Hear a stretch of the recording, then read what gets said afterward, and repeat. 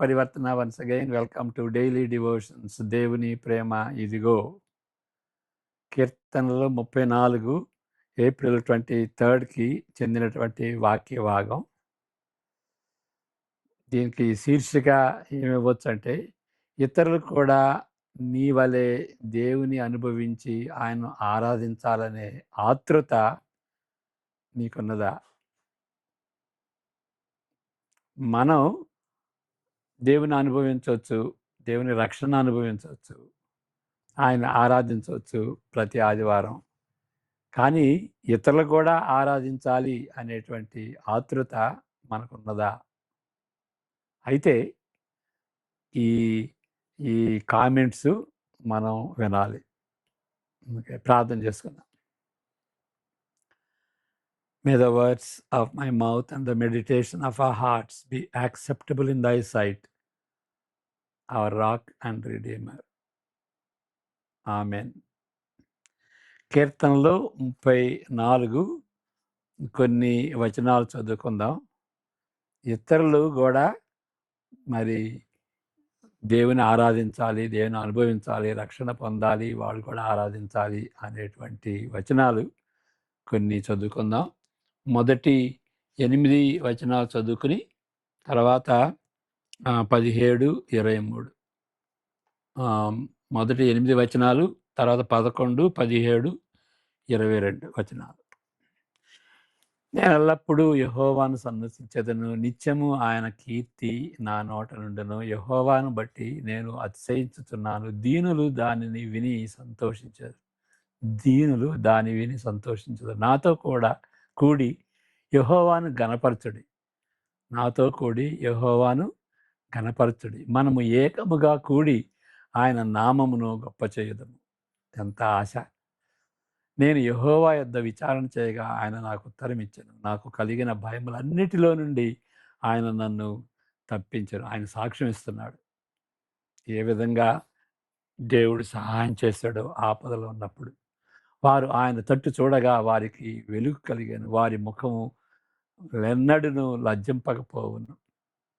ఈ దీనుడు మొరపెట్టగా యెహోవా ఆలకించెను, అతని శ్రమలన్నిటి నుండి అతనిని రక్షించెను. యెహోవా యందు భయభక్తులు గల వారి చుట్టూ ఆయన దూత కావలి ఉండి వారిని రక్షించును. యెహోవా ఉత్తముడని రుచి చూచి తెలుసుకొనుడి, ఆయనను ఆశ్రయించు నరుడు ధన్యుడు. తర్వాత 11, 17, 21, 22 11, 17, 22 పిల్లలారా, మీరు వచ్చి నా మాట వినుడి. యెహోవా యందలి భయభక్తులు నీకు నేర్పెదను. నీతిమంతులు మొరపెట్టగా యెహోవా ఆలకించును, వారి శ్రమలన్నిటిలో నుండి వారిని విడిపించును. 22 ఓకే, డజంట్ మ్యాటర్. యెహోవా తన సేవకుల ప్రాణమును విమోచించును, ఆయన శరణుజొచ్చిన వారిలో ఎవరును అపరాధులుగా ఎంచబడరు. యథార్థముగా ప్రభువును యథార్థముగా ఆరాధించే వారిలో ఉండే ఒక అనివార్యమైనటువంటి లక్షణంలో ఇది. ఏంటది? వారితో కూడా కలిసి దేవుని స్తుతించాలనే ఆశ వారికి ఉంటుంది. నిజమైనటువంటి బిలీవర్స్కి వాళ్ళు దేవుని స్తుతించితేనే సరిపోదు, ఇతరులు కూడా ఆరాధించాలి, స్తుతించాలి, ఆయనకి దేవునికి మహిమ తీసుకురావాలనేటువంటి ఆశ వాళ్ళకు ఉంటుంది. దేవుడు ఎలాంటి వాడో వారి స్తుతుల ద్వారా ప్రత్యేక పరచుకునే ఇతరుల చేత కూడా ఆయనను తప్పనిసరిగా ఆ విధముగా గుర్తించబడాలి అని వాళ్ళు ఆశిస్తారు. మరలా చదువుతాను. దేవుడు ఎలాంటి వాడో అని వాళ్ళ స్తుతుల ద్వారా వాళ్ళు ప్రార్థన చేసినప్పుడు కానీ, సాక్ష్యం ఇచ్చినప్పుడు కానీ, దేవుడు ఎలాంటి వాడో ఆయనకి స్తుతులు చెల్లిస్తూ ఆయన యొక్క వ్యక్తిత్వాన్ని గురించి, ఆయన చేసినటువంటి ఆహ్, కృపాకార్యాన్ని గురించి మనం చెబుతాం. ఆ విధంగా ఆహ్, ఆయన ప్రత్యేకపరుచుకునేటువంటి ఆహ్, ఇతరుల చేత కూడా ఆయన ప్రత్యేకమైనటువంటి వ్యక్తి అని మనం ప్రార్థనలో గాని సాక్ష్యమిస్తాం. అప్పుడు వాళ్ళు ఇతరులు కూడా విని వాళ్ళు కూడా తప్పనిసరిగా అదే విధంగా దేవుడు అలాంటి వాడు అని గుర్తించాలి అని ఆశిస్తాం. గమనించండి. దేవుడు ఎలాంటి వాడో వాళ్ళు ఆ విధంగా స్తుతులు చెల్లించేది ఎందుకు అంటే ఇతరులు కూడా ఆ విధంగా దేవుని గురించి తెలుసుకోవాలి. ఎలాంటి దేవుడు అని, అని గుర్తించాలని ఆశిస్తారు. అంతే కాదు దేవునికి కృతజ్ఞతాస్తుతులు అర్పించుటకు ఒక కారణము ఆయనకి కృతజ్ఞతాస్తుతులు చెల్లిస్తారు గదా! స్తుతులు అర్పిస్తారు. థాంక్స్ చెప్తారు. ఎందుకు అంటే దేవుడు సహాయం చేశాడు. ఇక్కడ దేవుడు ఎలాంటి వాడు అనేది. ఇక్కడ దేవుడు చేసినటువంటి సహాయాన్ని కూడా మనం మన ప్రార్థనలో మన సాక్ష్యం చెప్పేటప్పుడు చెబుతాం. ఇదే విధంగా ఇతరులకు కూడా ఆయన సహాయము అవసరము అని గ్రహించినచో వారు కూడా దేవుని సహాయమును కోరుకుందురు అనేటువంటి ఆశ ఆశతో దేవుని సహాయమును గురించి మన సొంత అనుభవాలని సాక్ష్యంగా పంచుకుంటాం. అది సహజమే కదా! అది చాలా ముఖ్యమైనది. మన సాక్ష్యం చెబుతాం. ఎందుకు చెబుతాం? దేవుడు ఎలాంటి వాడో తెలుసుకోవటానికి. ఆయన మనకు చేసిన సహాయం చేశాడు నాకు అని వాళ్ళు తెలుసుకోవటానికి. అప్పుడు వాళ్ళకి కూడా అలాంటి సహాయం అవసరమైతే వారు కూడా దేవుని సహాయాన్ని కోరుకుంటారు. ఆ యొక్క సహాయాన్ని గూర్చి మన సొంత అనుభవాల్ని అందువలన పంచుకుంటాం. దీన్ని బట్టి ఆయనను ఆరాధించేవారు అధికమవుతారు. ఆ విధంగా దేవుడు సహాయం చేశాడు. అయ్యా! నీకు వందనాలు అని మనం చేయటమే కాదు, ఇతరులు కూడా విని వాళ్ళు కూడా మారు మనసు పొంది దేవుని అనుభవించి వాళ్ళు దేవుని ఆరాధిస్తారు. వాళ్ళ సంఖ్య ఆరాధించేటువంటి వారి సంఖ్య అధికమవుతుంది. దావీదు చెప్పిన మాటలు చాలా అద్భుతంగా ఉన్నాయి. నేను ఎల్లప్పుడూ యెహోవాను సన్నుతించెదను. నిత్యము ఆయన కీర్తి నా నోట నుండును అని మొదటి వచనంలో చెబుతున్నాడు. కానీ ఇతడు అతడు ఇతరులను కూడా ఆహ్వానిస్తున్నాడు. మొదటిగా ప్రభు యొక్క మంచితనమును రుచి చూచిన తరువాత రుచి చూడకుండా హృదయపూర్వకమైనటువంటి ఆరాధన ఉండదు. తరువాత ఆరాధనలో పాల్గొనమని వారిని ప్రేరేపిస్తున్నాడు. అందువలన దావీదు మాటలను మొదట ఈ విధంగా అర్థం చేసుకోవాలి. యెహోవాను బట్టి నేను అతిశయించుచున్నాను. దీనులు దానిని విని సంతోషించెదరు అని. అంటే వాళ్ళు కూడా దేవుని రుచి చూచి, ఆయన కృపను రుచి చూచి, ఆయన యొక్క రక్షణను రుచి చూచి వారు కూడా సంతోషిస్తారు. దేవుని బట్టి వాళ్ళు అతిశయిస్తారు. దావీదు చేసిన ప్రార్థనలకు దేవుడిచ్చిన జవాబులను ఆయన అనుభవించిన వాటిని బాధ నొందిన దీనులు వినవలెను. ఆ అనుభవ వివరములు తర్వాత విశ్లేషించనై ఉన్నాడు. ఓకే. అదే అదే అదే అధ్యాయంలో అదే కీర్తనలో ఆ యొక్క వివరాలని చెప్తున్నాడు. రెండవదిగా యెహోవాను స్తుతించవలెనని అందరినీ విస్తృతంగా ఆహ్వానిస్తున్నాడు. మూడవ వచనంలో నాతో కూడి యెహోవాను ఘనపరచుడి, మనము ఏకముగా కూడి ఆయన నామమును గొప్ప చేయుదము.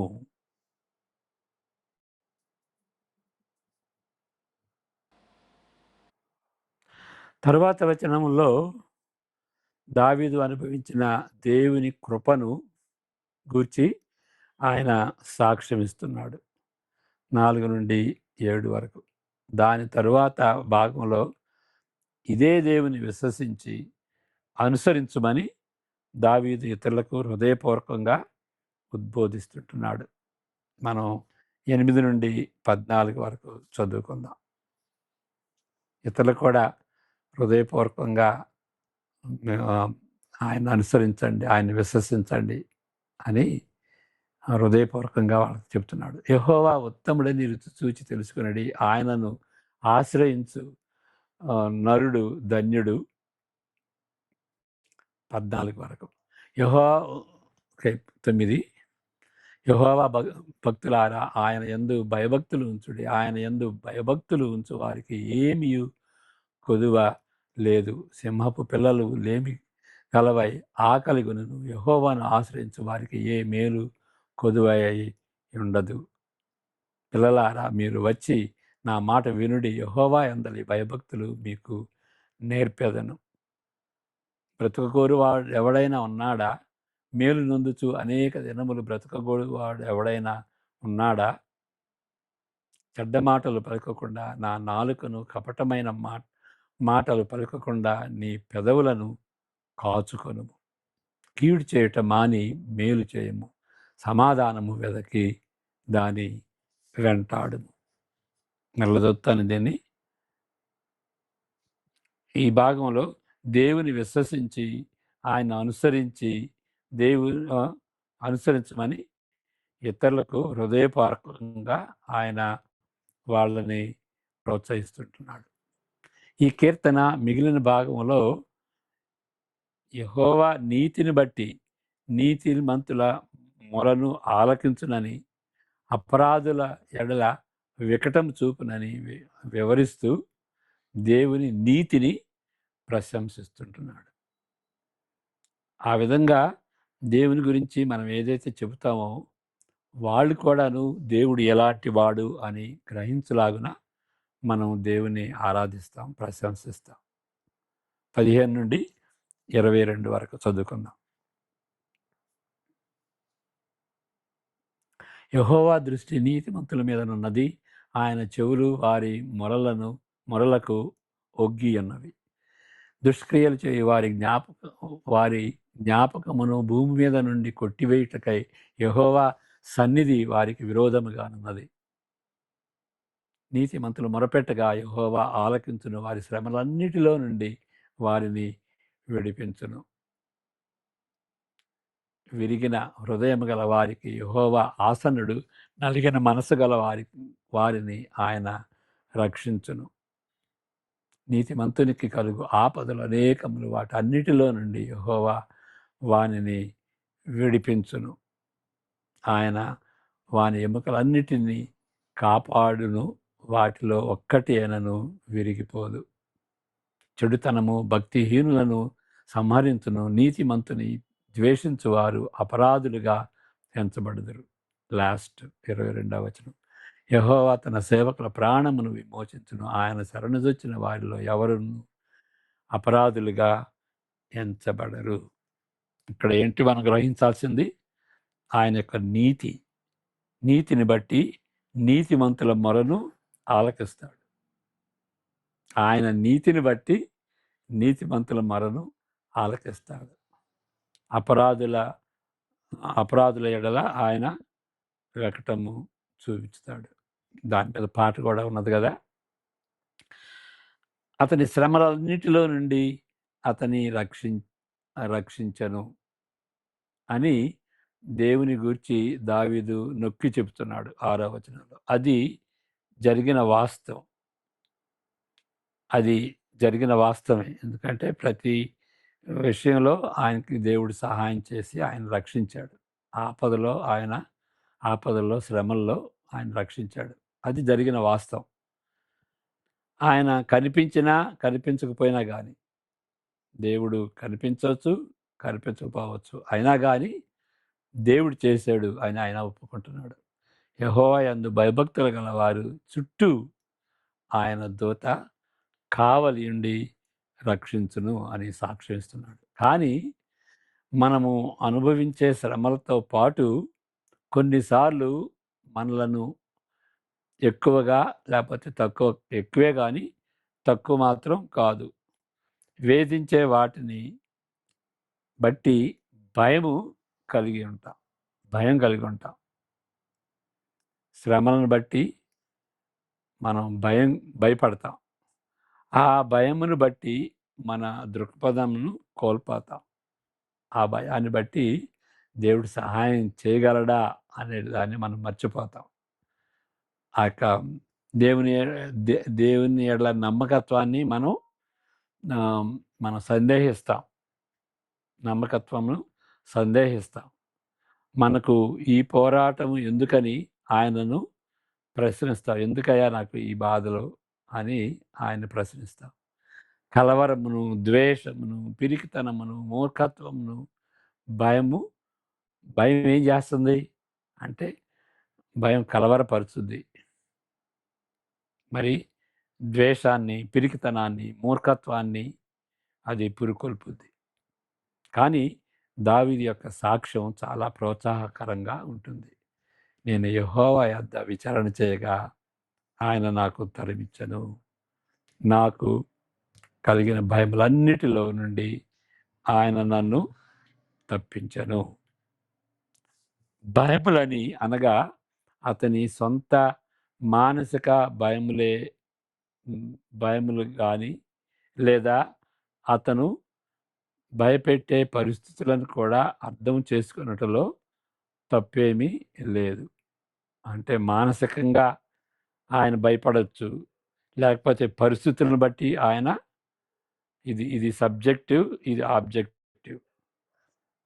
సబ్జెక్టివ్ కానీ ఆబ్జెక్టివ్ కానీ మన మన మానసిక భయాలు కానీ పరిస్థితులను బట్టి వచ్చేటువంటి భయం కానీ ఏ భయమైనా సరే వాటన్నిటి నుండి ఆయన తప్పించాడు అని సాక్ష్యం ఇస్తున్నాడు. నిస్సందేహంగా ఈ 2 రకముల భయము నుండి యెహోవా ఆయనను విడిపించాడు. కానీ అతని దృక్పథం రూపాంతరం చెందినట్లు తర్వాత వచనం స్పష్టపరుస్తుంది. ఏంటి? వారు ఆయన తట్టు చూడగా వారికి వెలుగు కలిగెను, వారి ముఖములెన్నడూను లజ్జింపక పోవును. ఆయన తట్టు చూడగా వారికి వెలుగు కలిగెను, వారి ముఖములెన్నడూను లజ్జింపకపోవును. సిగ్గుపడ అవసరం లేదు ఆయన వైపు చూసినప్పుడు. ఇక్కడ భయం పోవటమే కాదు, ఆయన ముఖంలో వెలుగు, ప్రకాశం కనిపించింది. లజ్జ అనేది, షేమ్ అనేది, భయం అనేది పోయింది. అలాంటి దేవుడు మన దేవుడు.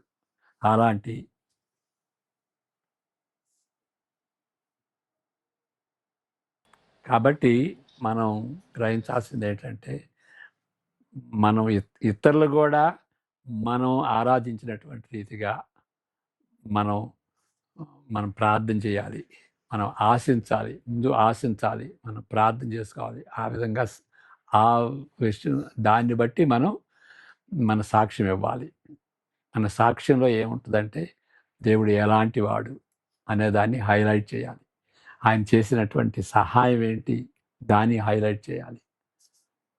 అప్పుడు వాళ్ళు కూడా మరి మనం అనుభవించినట్టుగానే ఇప్పుడు కానీ ఎప్పుడైనా సరే దేవుడు అతనికి సహాయం చేశాడు, ఆమెకు సహాయం చేశాడు, నాకెందుకు సహాయం చేయలేడు అనేటువంటి రీతిగా మన సాక్ష్యం పనిచేస్తుంది. ప్రార్థన చేసుకుందాం. మా సృష్టికర్తమైన యెహోవా, ఈ కీర్తనను బట్టి వందనాలు చెల్లించుకుంటున్నాం. మరి ప్రార్థన చేయటానికి, సాక్ష్యం ఇవ్వటానికి మీ కృపను అనుగ్రహించమని ఈ లెంట్ దినాల్లో ప్రభువా మరి మీ యొక్క కృపను మేము చవిచూచి ఆ శిలువ ద్వారా వచ్చేటువంటి ఆ యొక్క పాపాన్ని క్షమించేటువంటి ఆ కృపను చవిచూచి దాన్ని బట్టి మేము మిమ్మల్ని ఆరాధించటానికి మీ కృపను అనుగ్రహించమని ప్రార్థిస్తుంటున్నాం. మరి ఈ దినాల్లో అనేక మంది దేవుడు ఎలాంటి వాడు అని తెలుసుకొనిలాగున వాళ్ళు కూడా ఆరాధించలాగున సహాయం దయచేయండి. మా సాక్ష్యము, మా జీవితము, మా ప్రార్థన అన్నీ కూడాను ఇతరులు మారు మనసు పొంది వారు కూడా సంతోషించేటువంటి వ్యక్తులుగా చేయలాగున దాన్ని మేము ఆశించలాగున సహాయం దయచేయమని యేసు ప్రభు పేరట వేడుకుంటున్నాం తండ్రి. ఆమెన్. God bless you.